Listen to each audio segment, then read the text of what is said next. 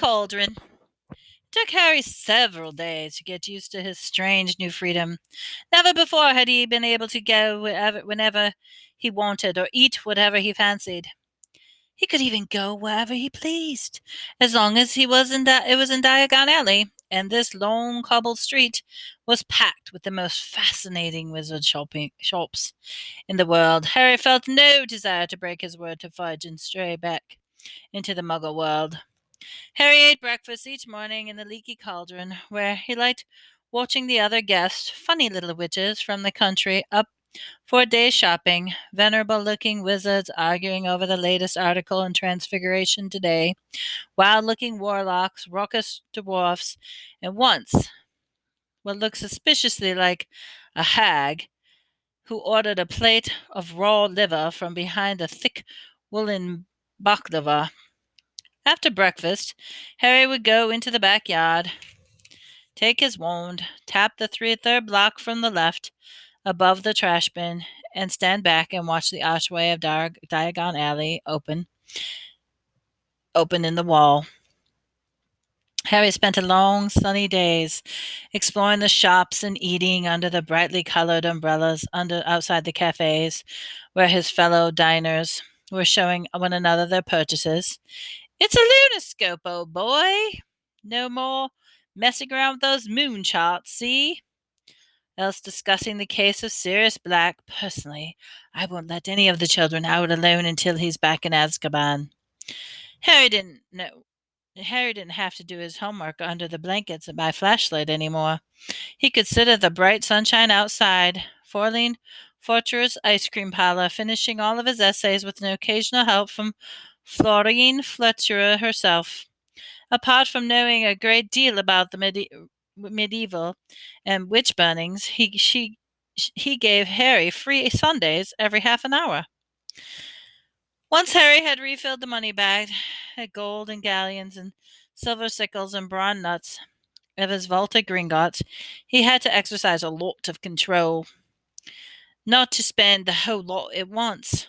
He had to keep reminding himself that he had 5 years at Hogwarts, and that how it would feel to ask the Dursleys for money for spellbooks, to stop himself from buying handsome set of solid gold gobblestones, a wizarding game like marbles, in which the stones squirt nasty-smelling liquids in the other player's face when they lose their point. He was sorely tempted, too, by the perfect moving model of the galaxy in the large glass ball, which would have meant he never had to take another astronomy lesson. But the thing that tested Harry the most resolution appeared at his favorite shop, Quality Quidditch Supplies, a week after he'd arrived at the Leaky Cauldron. Curious to know what the crowd at the shop was staring at, Harry edged his way inside and squeezed in among the excited witches and wizards until he glimpsed a newly erected podium on which was mounted the most magnificent broom he had ever seen in his life. "Just come out, prototype," a square-jawed wizard was telling his companion. "It's the fastest broom in the world, isn't it, Dad?" squeaked a boy younger than Harry. He was swinging off his father's arm. "Irish International Slide. Ooh, just put in an order for 7 of these beauties." The proprietor of this shop told the crowd, and their favorite for the World Cup. A large witch from the front of Harry moved, and he was able to read the sign at the broom. The Firebolt. State-of-the-art racing broom, sports streamlined, superfine handle, ash treated with diamond hard polish, a hard numbered with its own registration number, each individually selected birch twig on the broom tail. He has been honed aerodynamic perfection, giving the Firebolt an unsurpassable balance and a pinpoint precision. The Firebolt has an acceleration of 150 miles an hour in 10 seconds, and it incorporates an unbreakable braking charm. Price on request. Price on request? Harry didn't think of how much gold and Firebolt would cost. He had never wanted anything so much in his whole life. But he had never lost a Quidditch match with his Nimbus 2000s, and that What was the point of emptying the Gringotts vault for a firebolt when he had a very good broom already?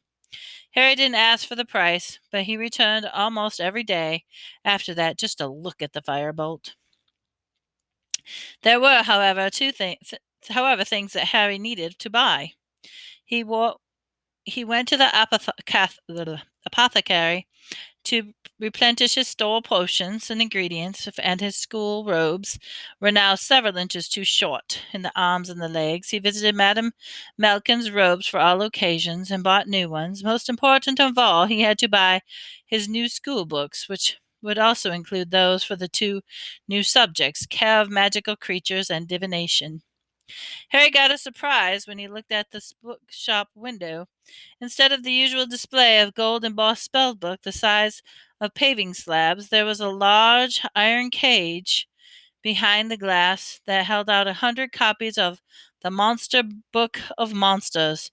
Torn pages were flying everywhere, and the books grabbed with each other's locked together in furious wrestling matches and snapping aggressively.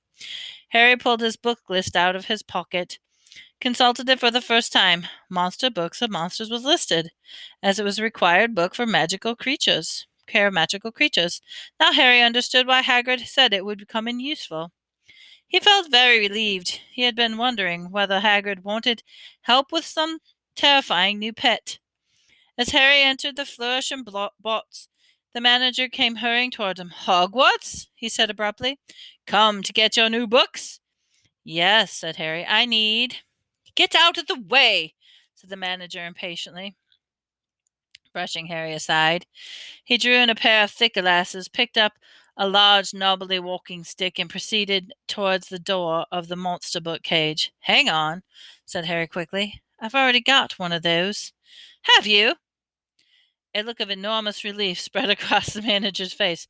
Thank heavens for that. I've been bitten 5 times already this morning. A loud ripping noise went into the air. 2 of the monster books had seized the third and were pulling it apart. Stop it! Stop it! Cried the store manager, poking the walking stick through the bars and knocking the books apart. Oh, I'm never stocking them again. Never! It's been a bedlam.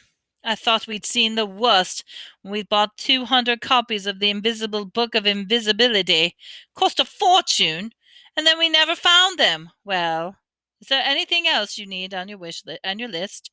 Yes, said Harry, looking down the book list. I need Unfrogging the Future of Cassandra Blatsky. Ah, starting divination, are we? Are you? And the manager, stripping off his glove and leading Harry into the back of the shop, where there was the corner devoted to fortune telling. Small table was stacked with volumes of predicting the unpredictable. Insulate yourself against shocks and broken balls when fortunes turn foul. Here you are, said the manager, who climbed a set of steps to take down the thick black bound book. Unfrogging the future. Unfogging the future. Very good guide to all your basic fortune telling methods. Palmistry, crystal balls, bird entrails.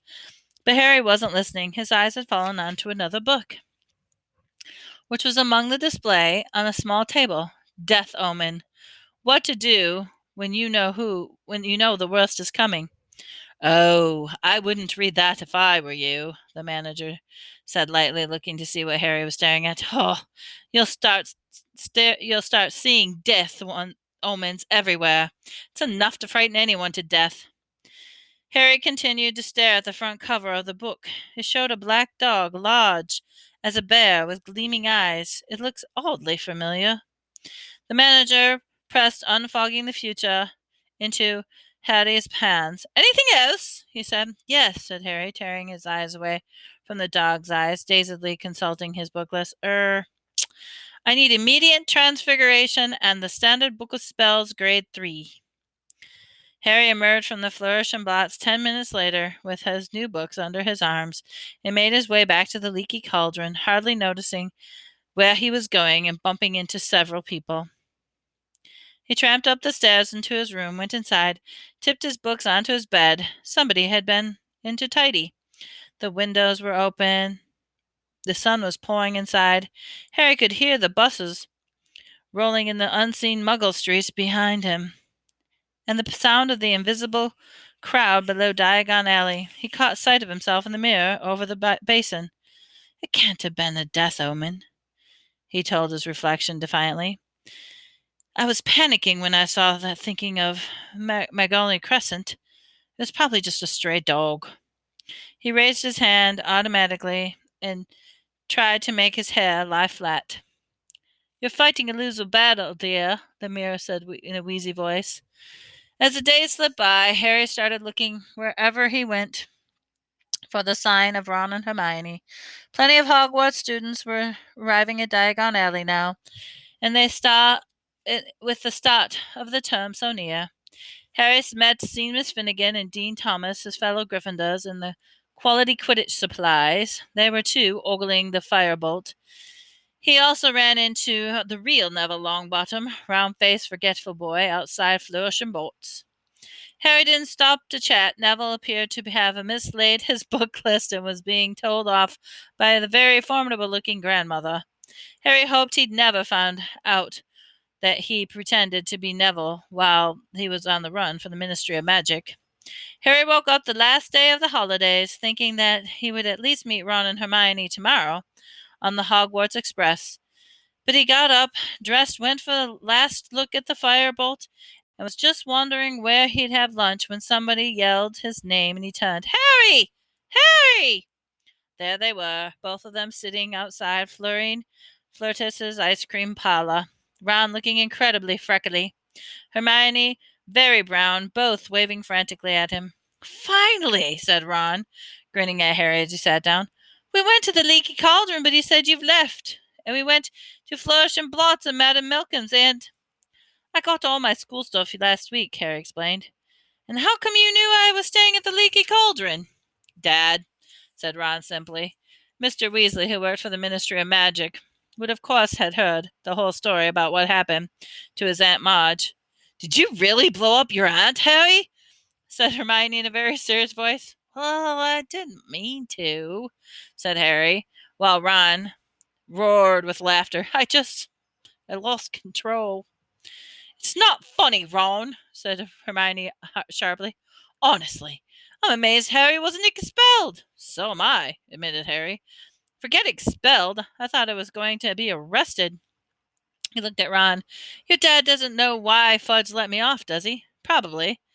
'Cause it's you, isn't it? Shrugged Ron, chuckling. Famous Harry Potter and all that. I'd hate to see what the Ministry would do to me if I blew up my aunt. Mind you, they'd have to dig me up first because Mom would have killed me. Anyway, you can ask Dad yourself this evening. We're staying at the Leaky Cauldron tonight, too. You can come to King's Cross with us tomorrow. Hermione's there as well. Hermione nodded, beaming. Mom and Dad dropped me off the moment with all the Hogwarts things. Excellent, said Harry happily. So, have you all got your new books and stuff? Look at this, said Ron, pulling a thin box out of the bag, opening it. Brand new wand, 14 inches willow containing a unicorn tail hair. And we've got our books. He pointed to the lodge under his chair. What about the monster books? Eh? The assistant nearly cried when we wanted to. What's all that, Hermione? Harry asked, pointing not one but 3 bulging bags next to her chair. Well, I'm taking more subjects than you, aren't I? Said Hermione. Those are my books for the accuracy, care of the magical creatures, divination, study of ancient ruins, and Muggle studies. What are you doing Muggle studies for? Said Ron, rolling his eyes at Harry. You're Muggle-born! Your mom and dad are Muggles. You already know about Muggles. But it'll be fascinating to study them on the wizarding point of view, said Hermione earnestly. Are you planning to eat or sleep at all this year, Hermione? I've got 10 galleons, she said, checking her purse. It's my birthday in September, and Mom and Dad gave me some money to get myself an early birthday present. How about a nice book? Said Ron innocently. No, I don't think so, Hermione composedly. I really want an owl. I mean, Harry's got Hedwig, and you've got Errol. I haven't, said Ron. Errol's the family owl. All I've got is Scabbers. He pulled the pet rat out of his pocket. "And I want to get him checked over," he added, placing Scabbers on the table in front of them. "I don't think Egypt agreed with him." Scabbers was looking thinner than usual, and there was definitely a droop in his whiskers. "There's a magical creature shop just over there," said Harry, who knew Diagon Alley very well now. "You'll see if there's anything for you Scabbers, and Hermione can get her owl." So they paid for the ice cream, crossed the street to the magical menagerie.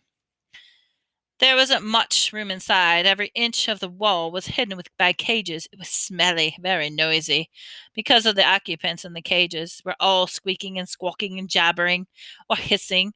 A witch behind the counter had already been advising a wizard on care of double-ended newts, and Harry and Ron and Hermione waited to examining cages. A pair of enormous purple toads sat gulping wetly and feasting on dead blowflies. A gigantic tortoise with a jewel-encrusted shell was glittering near the window. Poisonous orange snails were oozing slowly down the side of the glass tank, and a fat white rabbit kept changing into a silk top hat and back again with loud popping noises. Then there were the cats, every color, noisy cages of ravens, a basket of funny custard-looking fur balls that were humming loudly, and on the counter a vast, sleek black rats that were playing more sort of skipping game, using their long, bald tails. The double-ended newt's wizard left. Ron approached the counter. "It's my rat," he told the witch. "He's been a bit off color ever since I brought him back from Egypt." "Bang him on the counter," said the witch, pulling a pair of heavy black spectacles out of pockets. Ron lifted Scabbers off the inside of and placed him next to the cage of the fellow rats that stopped skipping tricks and scoffed in the wire for a better look. Like nearly everything Ron owned, Scabbers the rat was second hand, and for once belonged to Ron's brother Percy.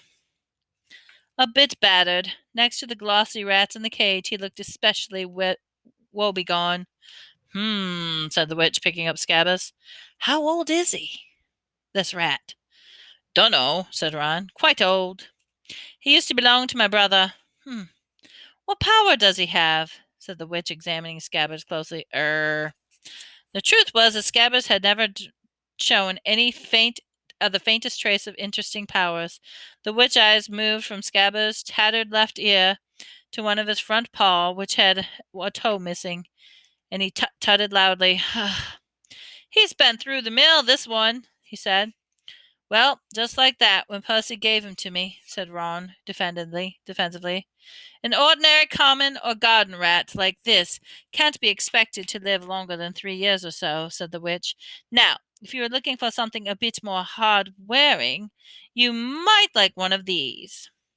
She indicated that the black rats were promptly skipping again, and Ron muttered, "Oh, show-offs. Well, if you don't want a replacement, you can try this rat tonic," said the witch, reaching under the counter and bringing a small. "Okay," said Ron. "How much?" "Ouch!"